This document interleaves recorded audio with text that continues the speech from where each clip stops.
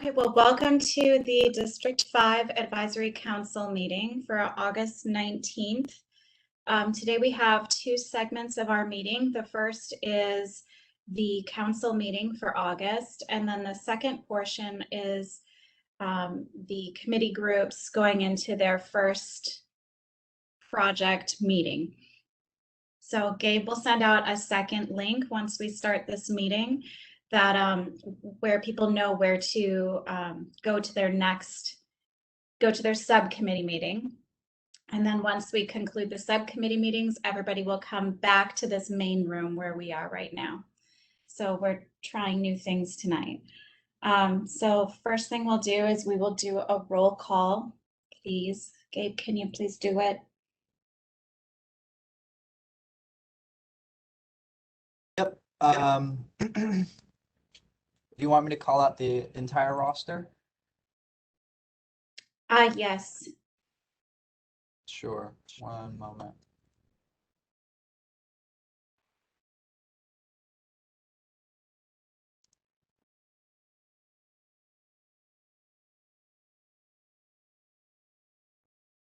Sorry, I didn't have it up. 1 second.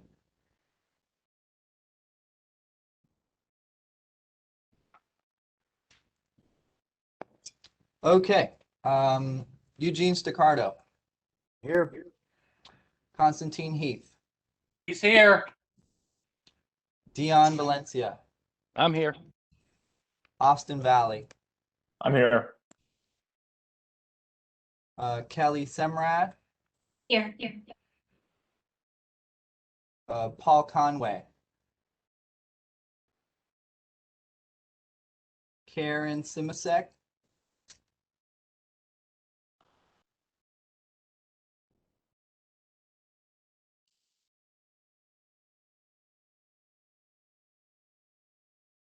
We have Jane Thommel, Theo Webster, Gordon Spears, Louis Olguin, Debbie Balashek, Denise Lewis, Cheryl Hamill, and I believe that is it. I'm here. Anna Pepper. You never called me. Sorry, Anna. I knew I'd miss somebody. Sorry about that. Anna Pepper.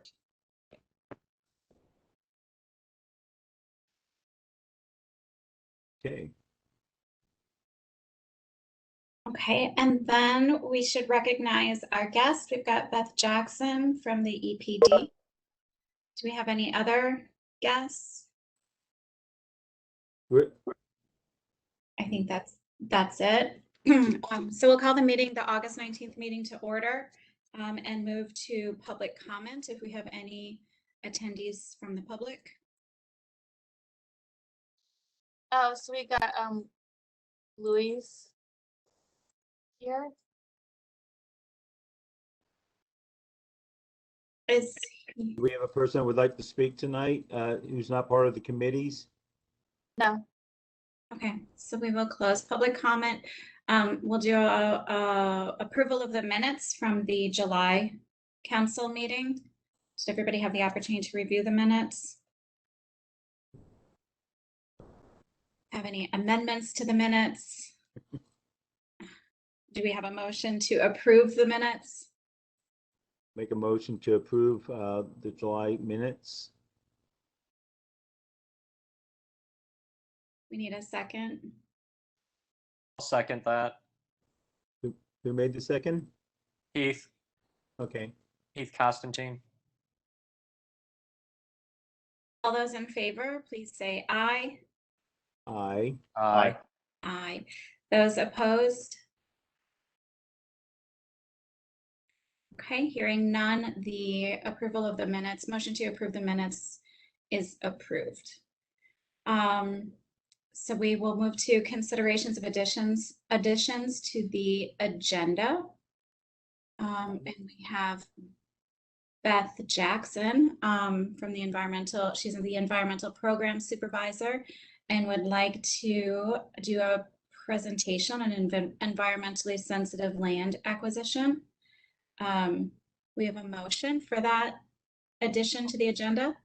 I'd like to make a motion to have Beth Jackson make her presentation, and in time for her to, I would say she can do it at the beginning of this meeting so she doesn't sit through the whole thing. Okay, I agree.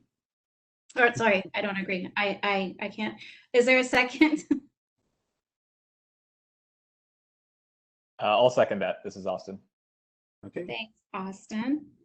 Okay, so we will add Beth Jackson from Environmental Services to our agenda. Do we then, so she will be the first item up. So can we approve the agenda with Beth Jackson as the first item up? Okay, I'll make a motion to approve tonight's agenda, August 2021. Second, anyone? This is Austin. I'll second it. Okay, all those in favor to approve the agenda for August 19th, 2021, please say aye. Aye. Aye. Those opposed? All right, hearing none, the agenda for August 19th, 2021 is approved. We have reports of officers and work groups, but we will deflect to Beth Jackson, please, for her. She has a presentation that she would share with us. So Beth, welcome to the District 5 Neighborhood Advisory Council. Thank you so much for joining us and extending your workday even longer. We really appreciate it. So we'd like to learn from you and your expertise. So please share.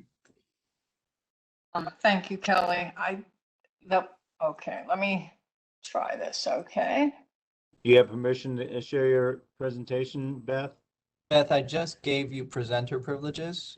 You should see the share button. Okay, let me try it again then. Good luck. Yeah. May the force be with you. Yeah. It's always a lesson in humility, these things. Well, thank you for the invitation to present to the District 5 Neighborhood Council meeting. And I like to say, Kelly, the day ends when the day ends. So if it ends, if it extends, it's not over with. So I really don't mind talking about something that I'm very passionate about.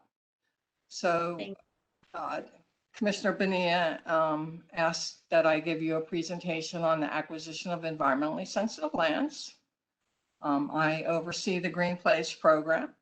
PLACE stands for Parkland Acquisition for Conservation and Environmental Protection. So the vision of the program is to preserve environmentally sensitive lands that foster a community that's ecologically, economically, and socially resilient. So what are some of the public benefits of acquiring it or preserving our environmentally sensitive lands? They help to protect wildlife habitats, which provide homes for both animals and plants. They help to protect our surface and groundwater resources, such as floodwater and attenuation, removal of pollutants or nutrients from the system, groundwater recharge and discharge. How do they foster a resilient community? Well, some of the reasons why companies decide to relocate to an area is that they have a lot of natural areas that their employees can come out and enjoy and de-stress from their workday. Sustainable growth, you know, if we protect those resources that are deemed in high enough value, we can limit the growth and try to focus it in areas that have already had a lot of development. Economic diversity, again, I spoke to why companies move here, but also there are a lot of direct and indirect jobs that are created by the preservation of natural lands. Just think of when you've gone to the Wekiva Park and you personally don't have a canoe, you rent the canoe from a vendor. So he's generating income and he puts that back into our economy. And it fosters finally a healthy community by studies show that it reduces adult and childhood obesity, because when you're out in the woods and you're taking a hike or a walk, you're really not thinking that you're getting a lot of exercise, but you are. And my personal favorite is stress reduction. So Green Place was initiated in the 1990s.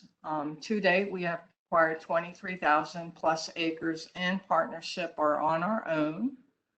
And historically, those purchases have been funded by public service tax, our conservation trust fund, property and sales taxes, grants, partnerships. And when we did not have significant funding, we got a little creative and we were able to get a lot of significant parcels donated to the program. And by significant, I mean where they were located. They helped to fill in some gaps of corridors that we wanted to preserve. So currently we have 14 properties open for nature-based recreation. Our Lake Lucy Conservation Area, which is in the northwest part of the county. It's great if you like the horseback ride. Johns Lake Conservation Area is in the, it's located in District 1, but we have a kayak and picnic areas there. Savage Christmas Creek Preserve, which is in Commissioner Bonilla's district. You can go hiking there, horseback riding, wildlife observation. And one of the neat things about Savage Christmas Creek Preserve is that we have partnered with the Florida Natural Scenic Trail to route a portion of the trail through there. Eugene knows it well. He's done some work days out there for us. It's just greatly appreciated. And Eagles Roost, which is in the south part of the county, we have a lease agreement with the Back to Nature Wildlife Refuge so that they take in injured wildlife and they rehabilitate them, or if they can't be rehabilitated, they provide them homes and they use them as ambassadors to the public to educate the public on our both non-native and native wildlife species. So like I said, you can hike, horseback ride, wildlife viewing, fishing, kayaking. And so here's a map of all of our the properties that we have been able to acquire in the past. As you can see, the items in the blue hatched are either state-owned lands like FWC, Tosahatchee, Lake Apopka. This is, I don't know why they, this is Split Oak and Moss Park. They're really county-owned, except for the portion in Osceola County. And then this is our TM Econ Mitigation Bank, the one in green, House Scott. And this corridor here is within Commissioner Bonilla's district. This is Econ Sandhill Conservation Area there. So the board, I gave a presentation to the board in January, and I outlined some environmentally sensitive land acquisition and funding strategies to the board. Later on that day, the board approved the budget amendment of $7 million annually for 20 years to pay back a bond to be able to acquire environmentally sensitive lands. But more recently, in the July budget presentation, we presented that we wanted to cash flow the whole, put the whole $100 million in the FY 21-22 budget. That doesn't mean I'm going to spend it all in 1 year, but that, that means we have all the funds available at once, and then we can make a decision later on whether we want to take out a bond or not. And then that budget is approved for, the approval of that budget is slated for this September. So we do own 23,000 acres. We actively manage about 4,620 of those acres with prescribed fire and invasive species control. Mowing, and by mowing, I mean more in the sense of trail maintenance, forestry management, and the remaining acreage is managed by our partners. So what's the goal that we presented to the board? And it's supported by both by Mayor Deming's transition team report, as well as the recently accepted Sustainable Operations Resiliency Action Plan. It's to double our lands by 23,000 acres by 2030. And so we had previously identified acquisition corridors, both through scientific support. We did a study with FNA, and they identified areas that we should focus our efforts on. And then we updated that in 2013 in-house, but also through citizen involvement. The first beginning in the 1990s with the county's Conservation and Recreation Land Report, and then the efforts of the past Green Place advisory boards. And what was gratifying was that what the citizens and the, both the Carl report and the Green Place Advisory Board, what was identified really meshed up with FNA. So that was nice to see. So fast forwarding, how are we going to evaluate these lands? The county has an administrative regulation that guides our efforts, and the existing evaluation criteria is rarity, diversity of ecosystems, plant and animal, presence of non-imperiled and imperiled species, contiguity to other preserved lands, is it manageable, the availability of funding from other agencies and nonprofits, threats of a degrading event, protection afforded by existing county or other regulations. But most recently, in the presentation that was provided to the board as a follow-up, we're recommending to revise the administrative regulation to add the following nature-based recreation and ecotourism opportunities. We want to look at properties that help to close those gaps between publicly and privately owned environmentally sensitive lands, and also provide protection of water resources. So here are the acquisition corridors that have been previously identified by past efforts. And you can see where we're really trying to focus the efforts on closing the gaps between existing publicly and privately owned lands. And we went with this approach to provide flexibility so that, not every specific parcel would have to, it just gave us flexibility to look at different properties within these areas. So to help guide the process and to make it consistent and predictable, we have recently developed what we call the evaluation matrix and a companion guide. And the purpose of the companion guide is really, it's a list of resources that we will look to help us score those criteria I mentioned previously. So it standardizes the methodology. So if someone here picked up the companion guide and looked at a parcel that we evaluated, they could see how we came to that decision. And it also helps prioritize parcels for acquisition, high, medium, and low. But that doesn't mean that if something scores low, that we won't eventually potentially try to acquire it. It just means, we're trying to maximize the value that we're getting with that $100 million.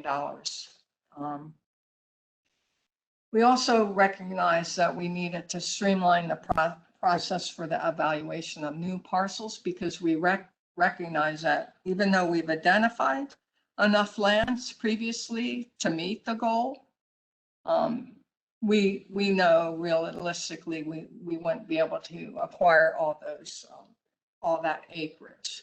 So we developed a standardized form and process for the nomination of parcels. And that allows an increased points of engagement by the public because you guys can see things sometimes that we don't see, and if you let us know about them, we can potentially pursue it. The form does require the property owner's signature because that indicates that they're a willing seller. This is a willing seller only program. Because and allows us the ability to maybe go on the property with their permission. So if you submit one of those forms to us, and if anybody, I'm going to give you an email address to contact me later on. We'll send out an acknowledgement letter that we've received your application, it's complete. We have a certain amount of time to evaluate the parcel, but upon the finalization of our evaluation, we will send you what we're calling a results letter saying, okay, but let's just use the example. This property scored high. We are going to then work with our real estate management division to see if we can come to an agreement with the property owner to purchase the property. Any purchases of property has to have board approval though. So everything comes to the board for final approval. And so the process for acquisition is we identify a property. If we don't know that they're a willing seller, we'll sell them, we'll send them what we call a little willing seller letter or email. We conduct the evaluation. Then if it evaluates or scores high, we will then work with real estate to obtain appraisals, negotiate a contract for purchase. If the property owner signs that, then we take it to the board for approval. It then enters into what we call a due diligence phase, which title insurance, boundary survey, phase 1. Sometimes one time we had to actually do a phase 2, but that's pretty rare. And then we would close on the property and begin to develop plans for the management and potential, if it's possible, nature-based recreation. Not every parcel will be open to the public. And so I'd like to share some good news. We will be bringing the first parcel for acquisition to the board on September the 14th. It's owned by the Bagshaw Hampton parcel. It's funny, we sent this particular property owner when we were acquiring lands in the mid-2000s, and they were not interested at that time, but unfortunately she recently passed away, and her family, actually Commissioner Bonilla said, hey guys, I saw a for sale sign on this, you might want to check it out. And so we checked it out, and they agreed to the terms of the contract for sale. And the neat thing is it's going to help protect a portion of the Econo-Lockahatchee River. It adds to an existing 910-acre ecological corridor. It's adjacent to our Ken Bosserman Econo-Lockahatchee River Preserve. It's connected through both wetlands and conservation easements to the Econo-Lockahatchee Sand Hills Conservation Area as well. And so we'll be requesting the board's approval for that purchase. That's on the west side of the river. Hang on. Sorry. Not behind the wheel here. Now, if you have any questions, I'd be happy to answer them. And here's my contact information. this green place, we set up a specific mailbox, so if you email that, I will get it. Or you can email me at beth.jackson@ocfl.net as well. So now I'd like to answer anybody's questions. The, Come on, Eugene, I'm sure you have a question. I do. The corridor, does that include the econ section? Are we gonna work on trying to get more of the econ protected? Yes, we're in the process of evaluating several parcels that are along the Econo-Lockhatchee River and connected up to, try to connect it up to House Scott and Pine Lily Preserve and Long Branch. Have you, that checkerboard property that's the overpass on 520 that you've been getting, deeds that have been, the 1 acre plots back there? Yeah, Orange Acres.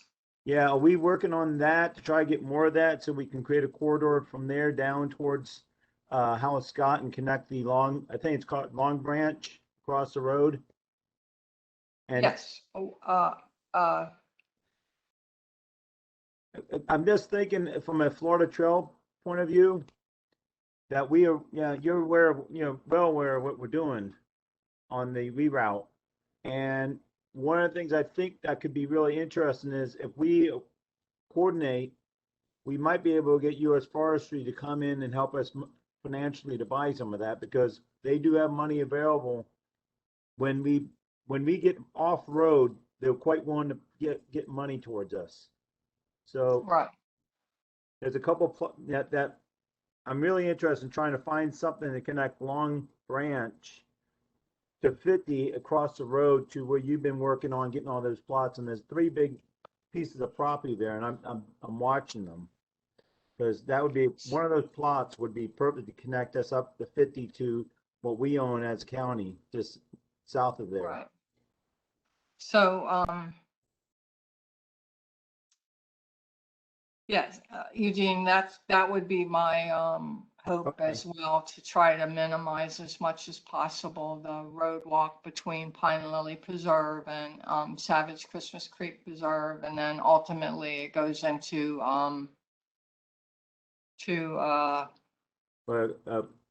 Charles N. Bronson State Forest, Orlando Wetlands Park, Seminole Conservation Ranch. Yeah, you're gonna somehow get so- around there yet. If you want to shoot me an email, Eugene, with specifics, parcel ID, I can say, yeah, we're looking at those already or not. Are you over in McGuire now, or are you still on the west side? Our offices are off. My office is in McGuire. Okay, you're real close to me. I can bother you then. You won't Practically bother across me, the street. Eugene. I can ride my bike there in about 5 minutes.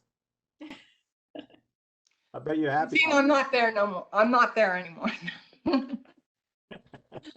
So, are you, any other questions? Now, the will and seller letter, can we, or as a county, can we approach someone and say, are you interested? Yes, that's that purpose of that nomination form, Eugene. So Okay. if you get somebody to say, hey, yeah, I'm interested, and you submit it, that negates the need for that willing seller letter, because we know they're willing, right? Okay, Because they wouldn't have signed the nomination form if they weren't willing to consider an offer. okay, So it kind of it takes out a step there. okay. I have a question. Sure. What kind of Louise. reception do you usually get when you approach people trying to buy the property for conservation, and what has worked, what kind of doesn't work, or any particular tips you have? I just have to say, you win some, you lose some. I mean, like I said, the Bagshaw Hampton, we approached them over 12 years ago, and they weren't interested at that time, and now they are. We have another parcel. The guy called me up and said, hey, I just found this letter. We weren't interested at the time, we're interested now. And really the contact for when is really done through our real estate management division. Although I do know a lot of people out in the community. Some of them sell it because they don't want to see their lands developed. Some of them sell it because they just see an opportunity to make some money. It varies. Did I answer your question, Luis? Yes, thank you, Beth, for your time. I mean, I had a question regarding sure, Kelly. the so market rate. So, you know, most of these lands would probably be like agricultural lands, right? Or that's what they're zoned as, I guess, would be. So does the county offer like $24,000 an acre, or how is the price arrived to? Like, I guess, so that's my first question. And then is that price generally incentivizing to an owner? I mean, is it competitive? Oh, Kelly, before we ever purchase any lands, we do appraisals. So if the research shows that the parcel would be under 500,000, we would only have to do one. But if it's above 500,000, we do two. And so it's based on an appraised value. We don't have, oh, we're only going to offer $24,000 an acre. It's every purchase that we've ever made is based off an appraisal. Does that answer your question? Partially. So, yeah, yes, we're not, I mean, can we, but we don't pay above appraised value. Right. So I know you wouldn't pay above appraised value, but let's say that there's a developer who comes along and says, hey, I'll pay you this much money. I know that the developers generally pay about $21,000 to $24,000 an acre for agricultural land. So my question was, is the county's offer competitive to something like that to incentivize landowners to go into conservation as opposed to developing? Again, we'll only pay appraised value. Sometimes developers will pay above appraised value. Okay. So, I mean, it is what it is. That's just. I just had one other question. So, if there was a parcel of land that would be really would be in the interest of constituents, residents, and the county to purchase it, and the county appraises the land at, let's just say, for the sake of it, $100,000. But the developer says, well, I'll give you $500,000. Is it possible for people to seek a partnership to make up the difference so that there could be an additional donation or gift or grant funding that would pay the additional 400 so that the county pays 100, which would be the appraised value, and the partner pays the difference so that the land could be acquired? Is that a possibility? Interesting. I would think so, yeah. I mean, it's not, well, I wouldn't say we never have done it. I mean, the Herod property is a pretty good example of that. I don't know the piece off of, it's the little Econ River piece. County paid a portion of that, and then the state picked up the remainder of what he wanted for the property. Okay. But a private partnership, the answer is always no if you don't ask, right, Kelly? Right. But the Howard property though, I think it appraised for slightly above what we paid for it. We paid $5 million, and I think it may have been like 6 or 7 million. Right. Yes. And I know I negotiated with him personally and talked him down on the price to 5 million. I told him we won't pay above that. So he lost money on it, if you want to call it that. $5 million is still pretty good. I'll take it. Yeah, yeah, Hey Beth, I've got another question for you. sure. You've Austin? mentioned you mentioned that there are a few times recreation and ecotourism. Do you know if there's precedence through the state, or would state law allow? Or I know Orange County law might need to change, but would we be permitted to use tourism development tax dollars to make similar acquisitions like this? I'd have to consult with our OMB folks on that one, Austin. I really don't know the answer to that. You know, that's a It's a really good question. I just don't know the answer to the question. that's a And really I don't good want question. to, I don't want to try to answer it without, I mean, you know, and give you wrong information. So So Beth, I was just Uh, actually looking at that state law. can I just ask Austin to repeat that so I can write it down? Sure. The question in short was, would state law permit us to use tourist development tax dollars to make, let's call it, similar land acquisition purposes under the name of ecotourism? Okay, I'm going to repeat it back so I get it correct. Would state law allow for the use of tourist development taxes under the guise of using it as an ecotourism, right? Yes. Okay. I will try to get that answer. And okay, Kelly, what were you going to say now? Yeah, so I was just looking at that Florida state statute actually yesterday pertaining to something a little bit different, but it talks about, you know, like the construction and investment within, you know, like arenas and sports centers and convention centers. And there's a portion of the state law that pertains to beaches and additional recreational facilities. So it's an interesting, that's a really interesting question. I just wanted to say. If you read through that, chapter 124.104, which is the section, I believe, that lives in, if you look about 2/3 way down, it does talk about riparian areas can be bought for tourism. Anything that's related to tourism can be considered. Historically in our county, it's been directed towards the I-Drive, but the argument could be made that tourism, ecotourism is all around the county.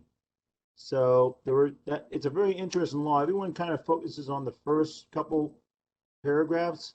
But if you go down about 2/3 away, that's when it starts getting into the riparian areas, and also upland habitats, things that would be good for ecotourism. So the law is broad. It's never been exercised in our county that way, but you might want to read through it. It's good. It's good nighttime reading. Chapter 124.04. Yeah, 125 statute. Ms. Jackson, can you tell me a little more about the evaluation process? Like how long, or you know, how many staff you depend on, and like, I don't know, what credentials, and do they spend a day out there, a week? Do they do how are their assessments? Can you just talk a little bit about that? Sure. What we do, the first assessment is we look at the property at a desktop, Anna. So that companion guide would list the resources that we would employ to evaluate the parcel. The Green Place program is a very small program. There's currently 2 full-time staff, two part-time, and then we'll be bringing on a third here shortly, and then we utilize interns. So what we do is we look at aerials, FNA's information on the type of habitats there are, FWC's information on the presence or likelihood of the number of species and some other resources for species. we look at information on water resources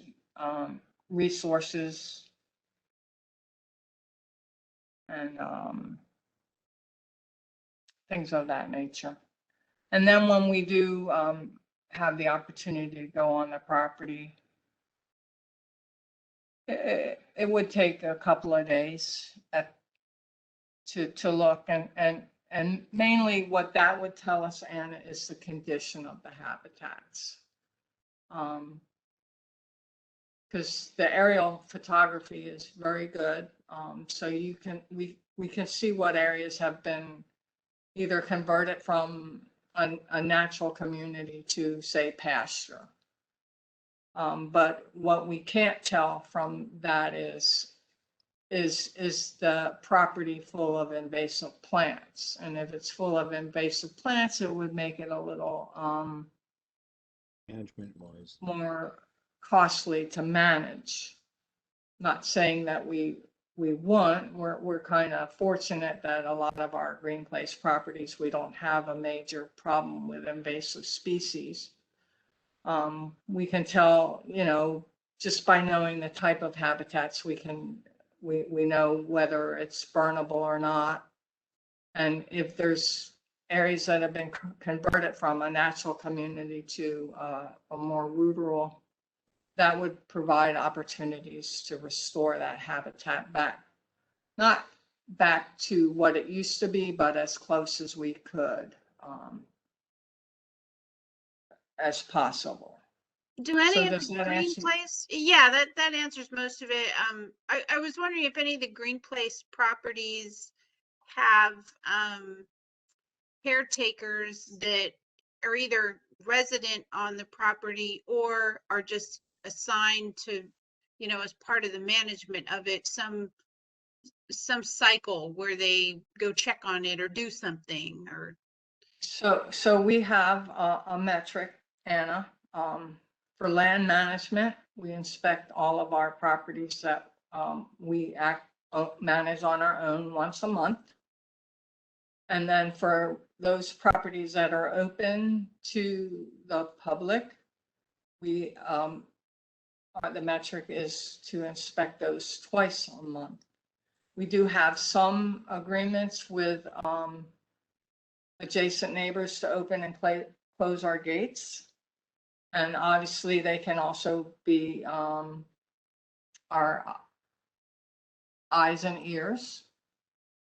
And then, you know, we do sometimes have users contact us and say, hey, we noticed this. So, but we do all, you know, we utilize a lot of term contractors to do our land management. And so that's another set of eyes on the properties. And they can let us know if they see things that we should address.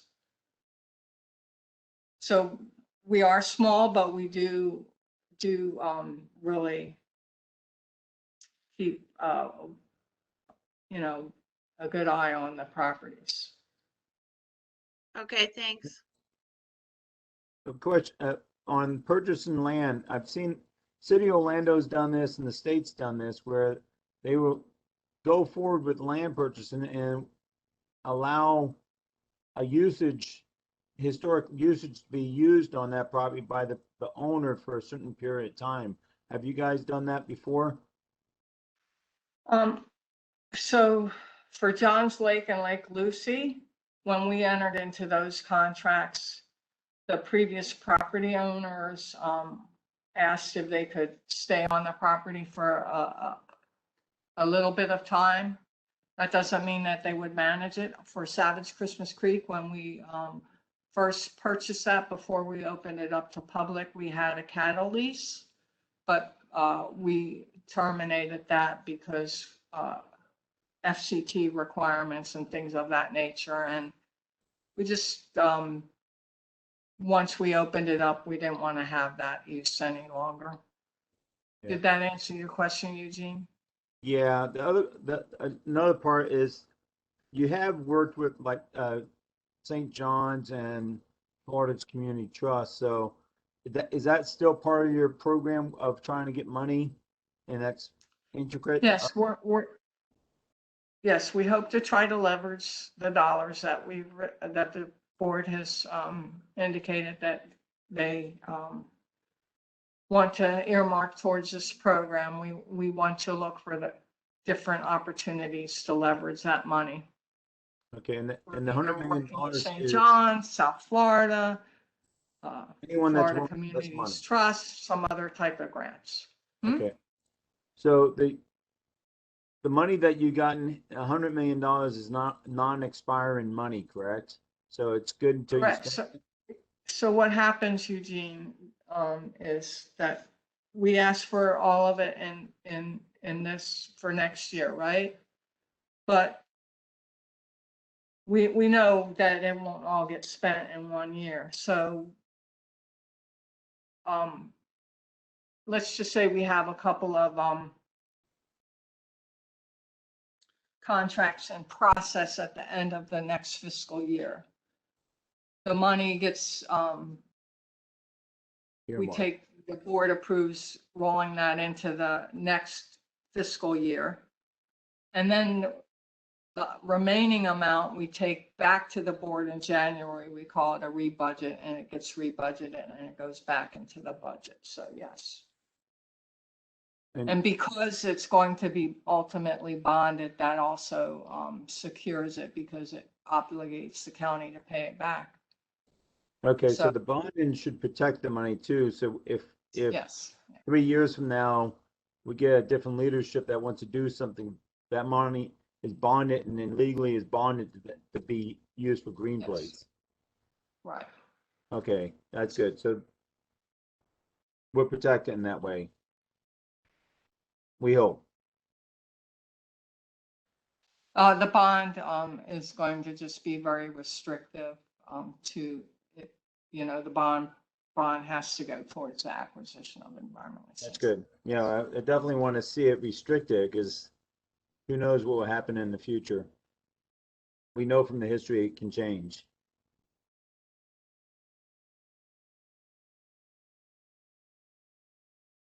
I'm done. Do you have any other questions for Beth this evening? No. Beth, thank you so much. You're so informative and we appreciate your time. Thank you for joining us this evening. Thank you. I really appreciate the opportunity. And again, I know that the information was shared in the chat. Please don't hesitate to contact me. Yeah. I'll be happy to answer any questions you might think of later on, or any other ideas of parcels that you think we should consider. Truly Wonderful. appreciate your time. We totally applaud your efforts. Thank you.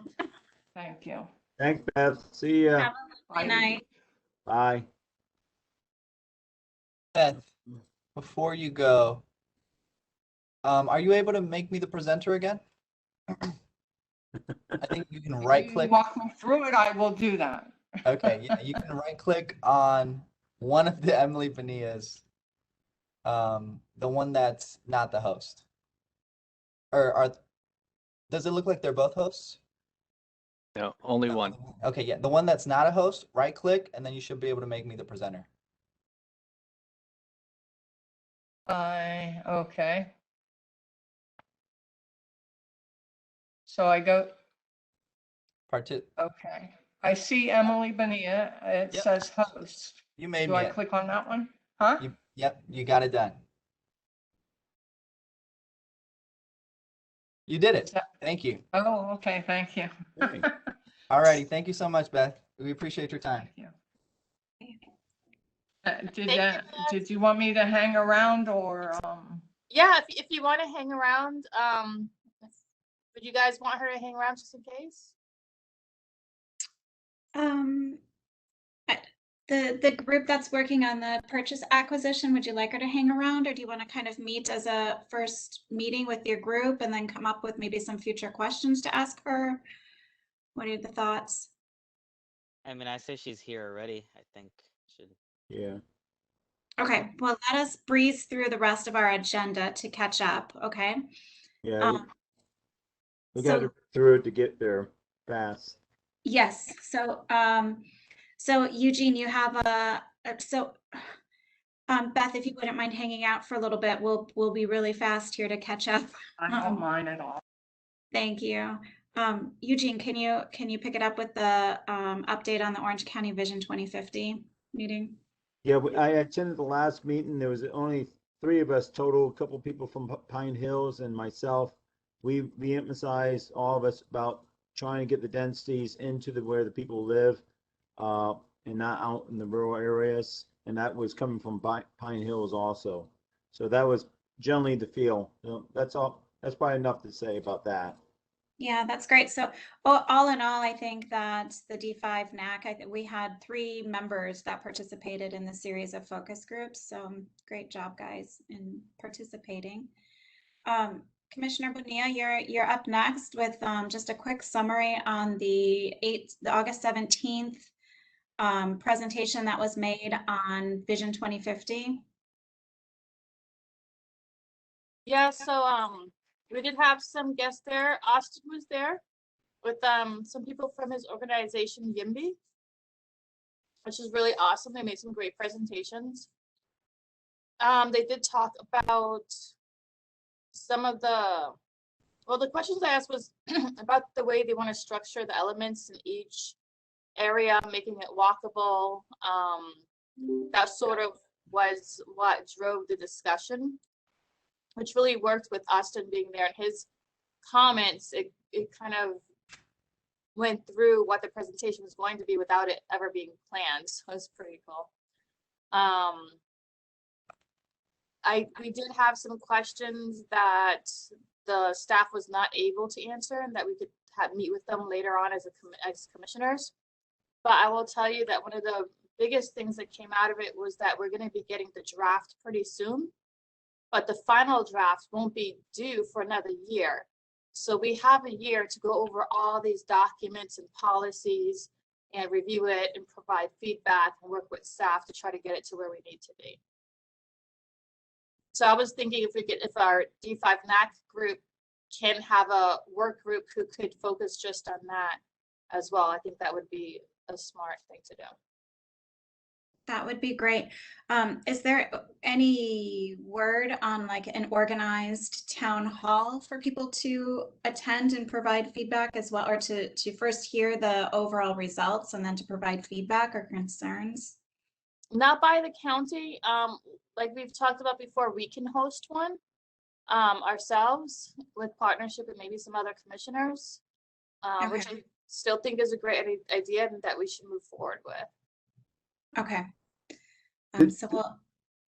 Emily, was that done in the afternoon as a briefing to y'all? It was done in the morning as a work session. Okay. Okay. I'll go watch on Orange TV.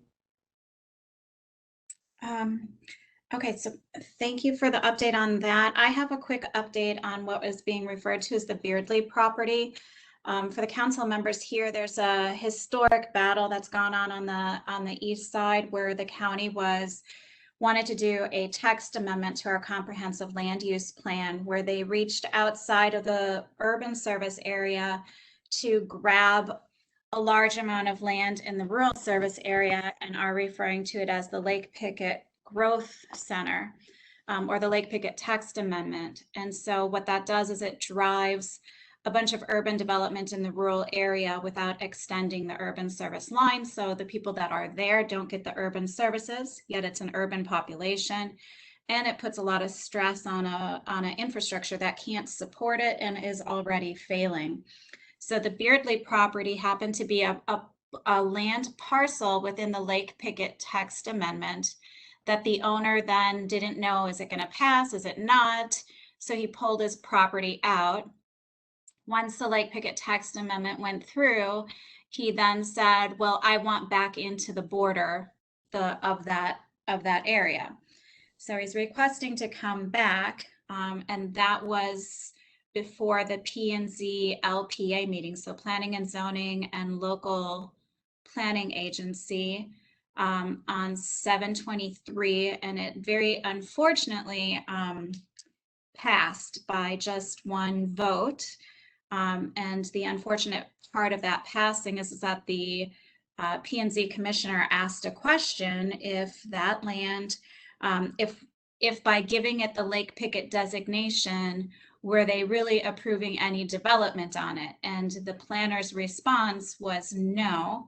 But essentially it gives that land piece the right to have 6 homes on average per acre. And we already know, because they pulled some things off of the agenda that day, that they're going to come back and ask for a higher density. And the reason why is because the rest of the Lake Pickett South land was cleared for 259 townhomes, which is the maximum density that they were allowed per the text amendment. And so now they're going to ask for the maximum density, which is over 400, but they need to request that. So that will be the next thing. So this is just a really bad deal for the community, because it's Highway 50 is failing. They're doing improvements in 2024 and 2025. The road, even after the improvements, will still be failing. And then they made a bad decision in the past, and many people admit that it was a bad decision. With the Lake Pickett text amendment, and now to add more land to that border, regardless of if it was originally part of it or not, emphasizes just doing another bad decision again. So that was an unfortunate thing, and it is coming up in September. Gabe, do you remember the date? It's like September, let me look. September 14th, I believe. September 14th, and it's at the BCC. We could really use some of the council members to show up and to advocate for, dedicating urban growth to the urban area and rural growth to the rural area, because it impacts the quality of life for everybody. The rural communities are impacted, and the urban, because the police, the fire, the social services have to go, what are designated for the urban area gets spread too thin, so, and goes to the rural areas. So we just want to keep urban growth where it belongs and rural growth where it belongs. So so we'll need some help, and we'll send some reminders and more information on that. But we need numbers of people to come out and just advocate for sustainable growth in that fashion. The next agenda item, Gabe, can you do a quick confirmation of the work group memberships, just to make sure everybody's where they are? Yes, so I know that we have 2 people here who have not chosen a work group yet. That's Heath and Dion. Am I pronouncing that right, Dion? Yes. Great. So let's start with Heath. Would you like to be part of the Econ River Park, which is the land purchasing, or the university work group, which is incentivizing development, incentivizing higher density along the University Alafaya corridor? I voted for the first one at the last meeting, so I'd like to stay with Okay. that one. And I'm sorry you didn't receive that. Sorry about that. So now we have Heath with Econ River, and Dion. I know you have a background in planning. What were you thinking? Econ River or university? Econ River, I happen to live right next to it. Okay, so it looks like Econ River. We have Lewis, Eugene, and Kelly. I know you both were gonna kind of work between, but we have Lewis, Eugene, Anna, Heath, and Dion. And then for university, I'm gonna put Kelly, Austin, and I'll put myself in there too, but I'm not going to be. And then the people that were in the water Gotcha. quality that we have on hold, I think that was Anna. Anna and Paul. So Paul is on hiatus for the next 6 months. Okay. So Anna moved over to the Econ River group. Okay, and then I didn't hear Karen's name. I think Karen is in the Econ River. Karen is also in the Econ River. She's just not present today. Okay, all right, good. Is everybody where they are supposed to be? Okay, excellent. All right, so we have project briefs that Eugene, myself, Gabe, and Commissioner Bonilla worked on to get the groups started. Those project briefs can be refined, amended, changed, edited, however the groups feel necessary. So there's the links that are right there. And then there's a hyperlink you can see for where it says each work group now has their own folders in the D5 NAC shared drive. So if you click on that, and then you'll see council meetings, executive meetings, and work groups. When you click on work group, you'll see the title Econ River Park, a University Corridor. So those are your working folders that you guys will all have access to, the team members, so that you have a place, and you'll see that there's templates in there. So the first one is like the project brief. The second one is going to be like a timeline. So all of those things are deliverables or kind of like assignments or milestones of completing the work and then presenting it before the council and giving it to Commissioner Bonilla to kind of move it forward to the higher county level, or to point us in the right direction of who to contact and things of that nature. So we're getting to the exciting time where we can see our projects kind of take off. Does anybody have any issues with accessing the shared drive, or are we okay? I know Okay. Dion hasn't been included into the shared drive. Commissioner, I believe you are the one who has permission to do that. Could you add Dion? Yeah, if you want to bring me over his Gmail email account, Yes, I I can will. add him right now. Yes, I will. And just in case it wasn't clear, we are going to hop onto a different WebEx. You should have gotten another WebEx invite so we can break into workgroup sessions. It arrived to my email at 6:20 p.m. So we're going to hop off this one and then reconvene at the meetings, the WebEx meetings for work groups. Right, so everybody will go into their separate work group until 7:40, and then we'll come back into this main room. So you'll click on the link Oh, that. actually, you could stay in the other one. Oh, It'll be you can fine. join them? Yeah. Oh, that's wonderful. Okay. It So should never be mind. able to. It's my first time doing it, so bear with me when we go through all of it. Okay, so you'll be able to stay in your work group meeting, and then we'll join them up. If you look at the agenda, you'll see that it's got some things for you to do. So it says exchange your contact, assign leadership. So make sure that you've got a co-chair or a secretary, however you guys want to organize it. It's all up to you. You can have a chair, a vice chair, whatever you decide. And then exchange your contact information, which is the email and the phone. Decide on your communication platform that you'd like to use.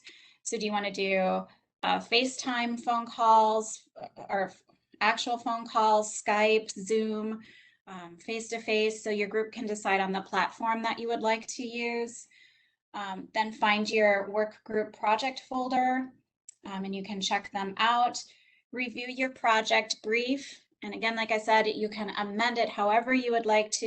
It's your project. We just tried to give you enough to get started. Let's see. And then just check out the other documents that you'll begin to work towards. One is like called a project status report. You've got the timeline, things like that.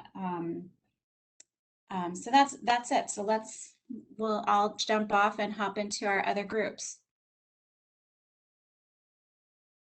Okay, as soon as everyone arrives, I can start manually splitting you into two work groups. So we'll reconvene here after your work group session is done.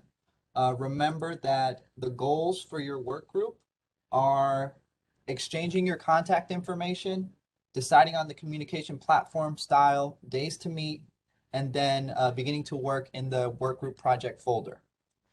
And the leadership. And yes, and creating a leadership structure. Okay, we have 7. I think we're still missing Eugene.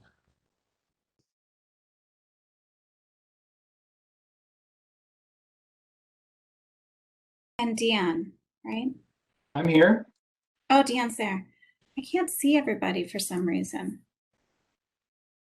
I think you can change your layout. Okay. I have to love virtual meetings. I know.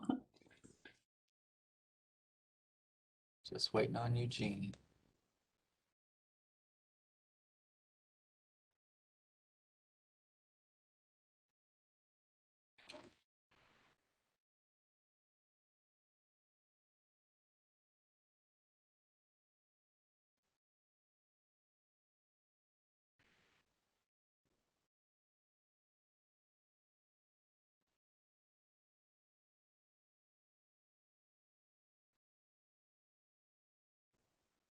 Where is Anna? Oh, Anna's here. Okay. Oh, there's Eugene. Yeah, I just hate turning the camera on. It sucks bandwidth. So, Okay. All right. I'm going to go ahead and create the assignments now.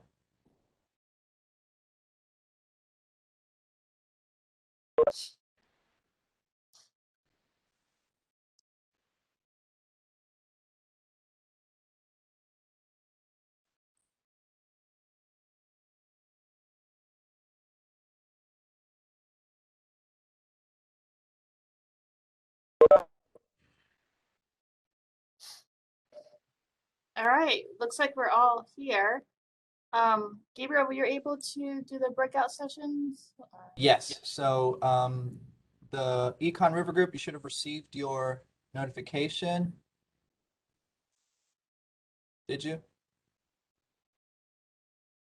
Where would we find that? Oh, here it is. Everyone got it? Yep, I just got one.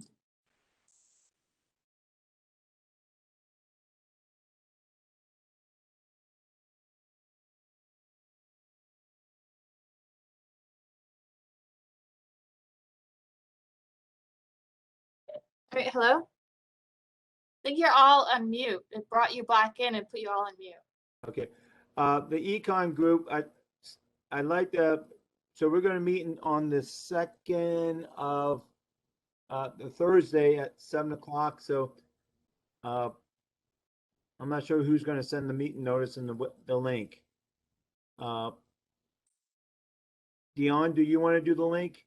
Yeah, I'll do it, and then I'll send it to everybody in that group. Okay. All right. I was gonna say, I was making the WhatsApp group. I think Eugene and Gabriel, I think you don't have a WhatsApp. If you guys download it, I sent you a text. You can download it and I'll add you to the group as well. Okay. I don't have a WhatsApp with my work cell. I'm going to ask staff if they allow WhatsApp on my work phone. Okay. Yeah, just text me if you get it. Unfortunately, we don't. I think I can give you Good my luck personal with that, Gabriel. allowed. There was a, what was up with WhatsApp? There was a, that's Facebook, isn't it? Or is that, who owns that one? Facebook owns it. Another one, and it's very private, so like you could delete all conversations. No one can see your conversation, so that's why government doesn't allow it, because we have to see everything. Yeah, you kind of violate the public.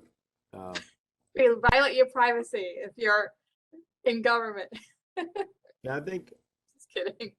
yeah, I mean, I used to have WhatsApp and I deleted it because it was doing something on my phone or something. I have an iPhone 6 and it's getting kind of slow in its old age. So, anyways, okay, well, how did the other group go, Kelly? The group was created, so Thank you. Okay. So Austin is our chair, so he's gonna report. Yeah, it went well. We've decided we're gonna meet a week from today, from noon to 1, so the 26th. And at that meeting, we'll talk about the project brief. And then the following Thursday from 12 to 1, we'll meet again to talk about our timeline. And then we'll have those items ready to share with a larger group in time. Okay, and so you're going to meet next next Monday? Next Thursday. Thursday. Oh, next Thursday, okay. All right, And then the I'm following sorry. Thursday as well. So there's like two documents. There's a project plan and a project timeline. So if you do both together, it's pretty quick to get them done. So if you could get those both done. Yeah, One on top of the other, so it should be very easy to just move through one to the other. Now, from a collaborative point of view, for the econ group, maybe do the same if you guys want to take a stab at the next document, which is what is the next one? I don't have it up for me. I guess the timeline. The timeline ends on August, I think it's the 4th, if I'm not mistaken. The August 10th was the end of this milestone. I'm sorry. Yeah, that's So- just an example. So you have to go Oh, in okay. and update everything. It's just whatever's filled in right now, it just samples for you. Got it. Sorry about that. So Alright. Emily, what's the waterfall that you want the next thing that to be done for the group? Oh, can't hear you. You're muted, Commissioner. Great, there we go. I'm gonna share my screen real quick. Okay, so this is the project plan here, and you just put in your goals and success metrics, which you pull from the previous document, the brief. And then you figure out who's doing what here. Budget, if there is a budget. Milestones and deliverables. So this is where you put in your own dates here. The rest is kind of already filled out for you, but you can edit that as needed. And then timeline schedule, same thing. You just change the dates and the people, and then update the rest as you see needed. And this is your communications plan. So here's an example for you here. Like how are you going to communicate with each other? You guys already started talking about using WhatsApp. So that's really quick to fill this in. And then the timeline basically feeds off of that, and you just breaking it down a little bit more to milestones and grouping it up. They feed off of each other, so it's pretty quick. Is this part of that 8-page document that Eugene created?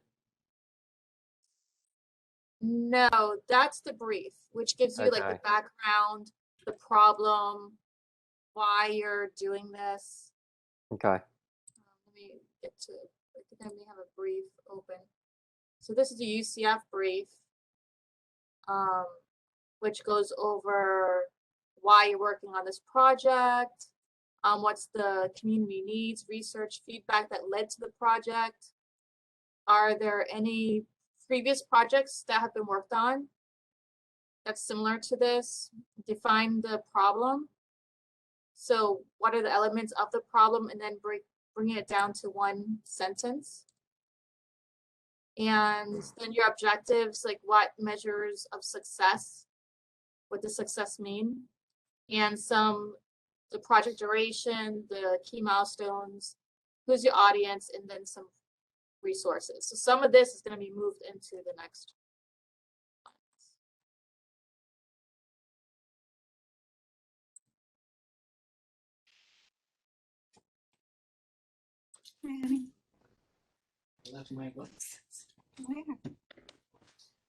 So basically, Eugene, the next step Eugene, is we didn't to- hear you. All right, my mom's is having an issue. The refrigerator is broken, and she's 86 years old, so I'm going over there as soon as this is over. If my refrigerator broke, I'd be calling my husband to come and fix it right away. It's the fun of being the son who's the closest one. It's my dad's being moved over to Lucerne for permanent residency over there right now, so it's going crazy right now over the family. Okay, so I'm just gonna let you guys get back to what you were doing. Austin was doing his brief, and then we'll move to the other group for the chair's brief.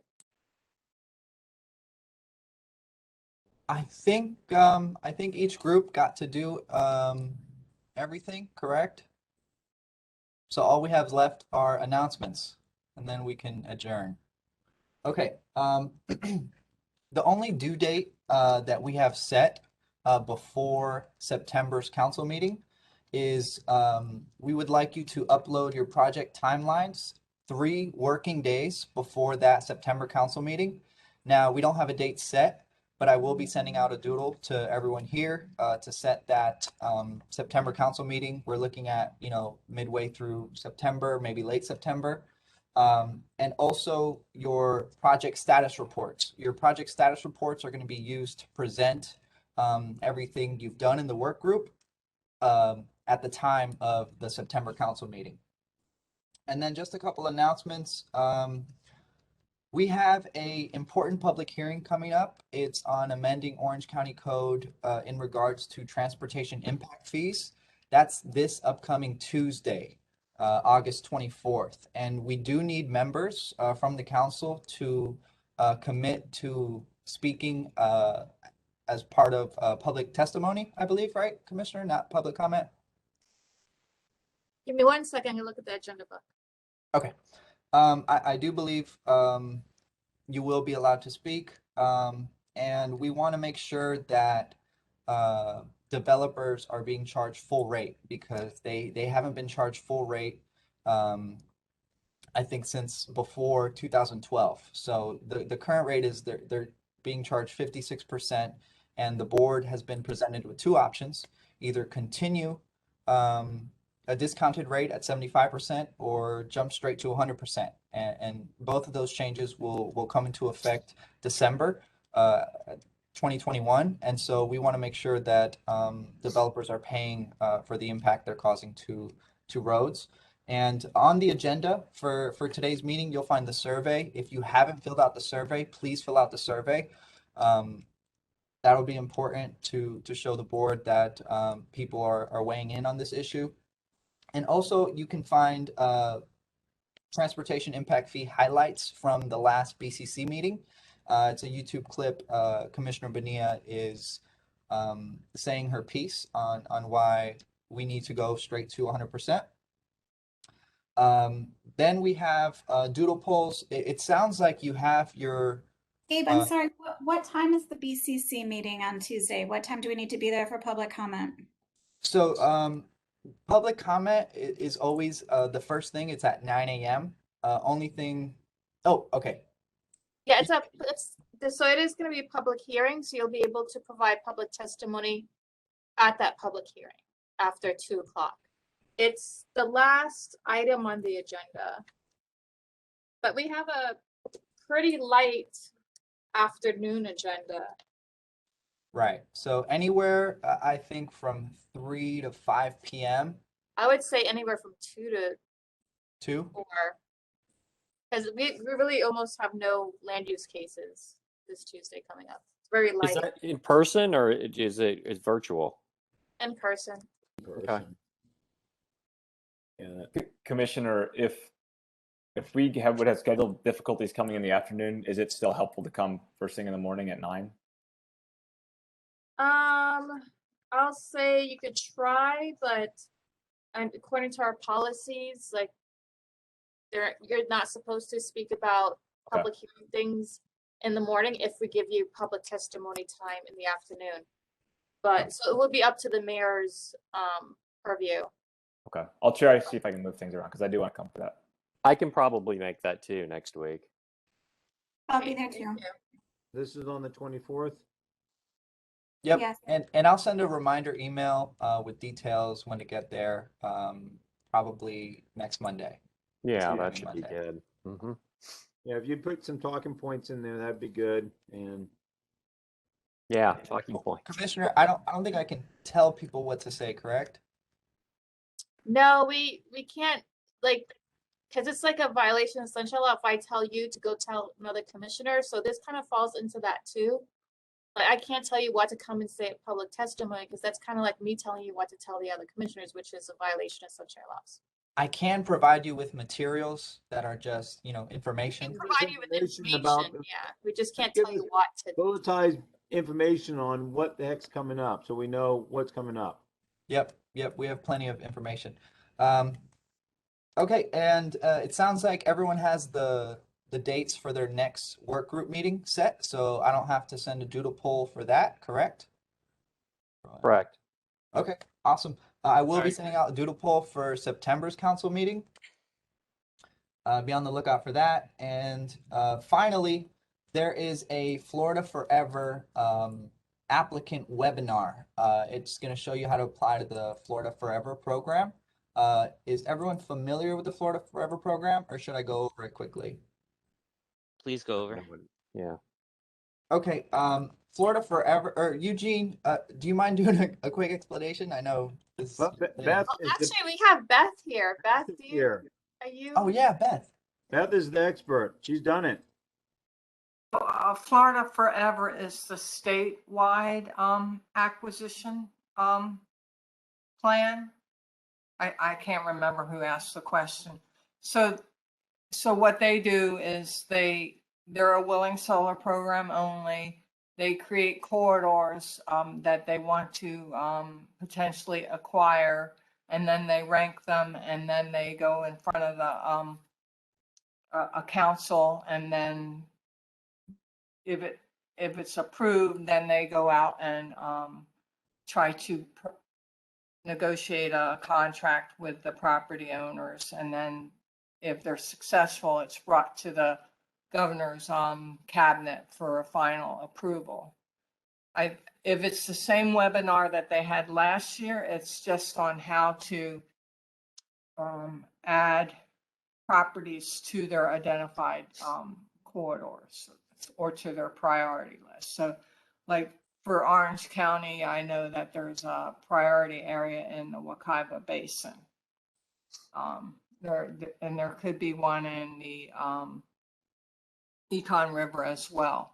But they have, if the property owner says, I'm not a willing seller, they can't put it on their list. Does that help?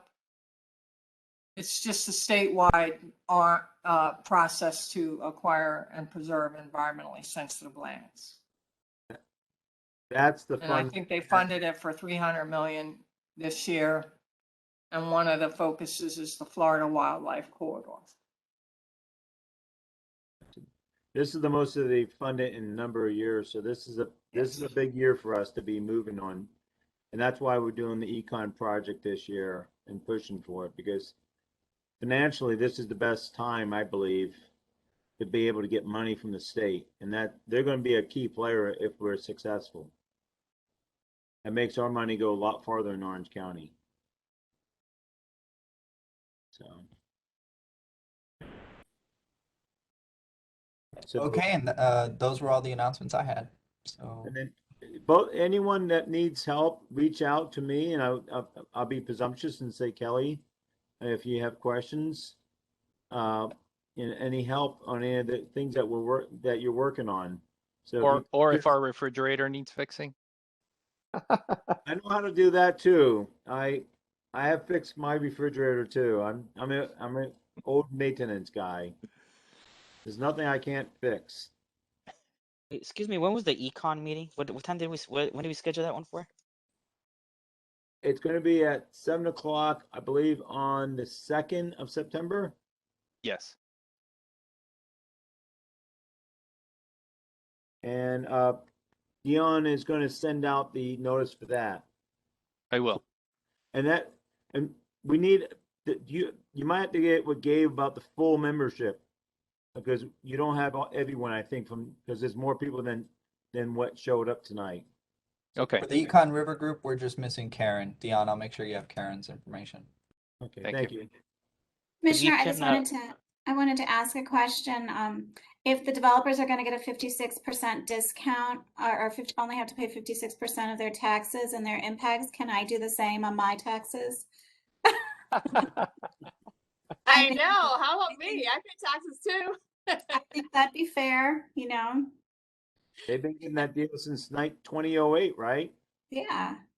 No, you know what's going to happen though? If they don't pay their full share that they're supposed to, then we're gonna get a sales tax that we get to pay more, and it's to fill in the missing money and funds that they're gonna need. Mm-hmm.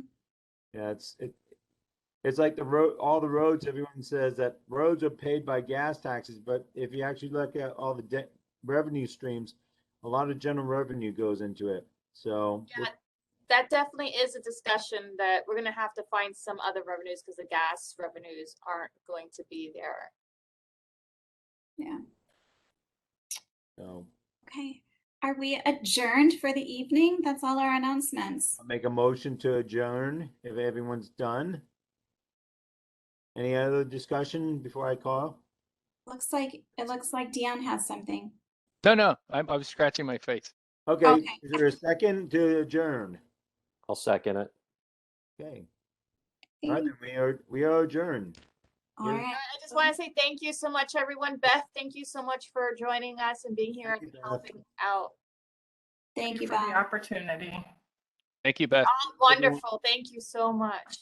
Bye, Good everyone. night. See Bye. ya. Love you. Bye. Bye. Bye, everybody.